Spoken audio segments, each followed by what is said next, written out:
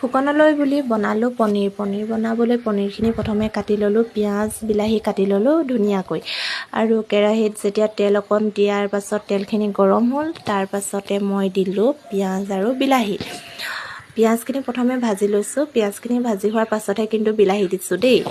ইয়াৰ পাছত বিলাহীখিনি অকণমান ভাজ খাবলৈ মই ঢাকনিখন দি ল'লোঁ।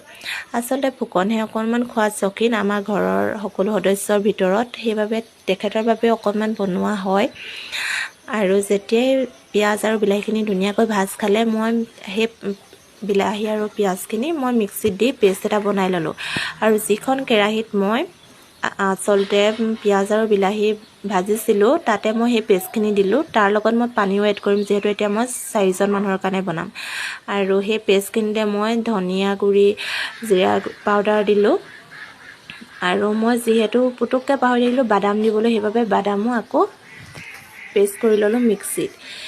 ইয়াৰ পাছত উতল আহিবলৈ দিলোঁ আৰু সোৱাদ অনুসৰি কিন্তু নিমখ দিছোঁ দেই। ইয়াৰ লগতে দিছোঁ ইলাইচি হৈছে মেইন।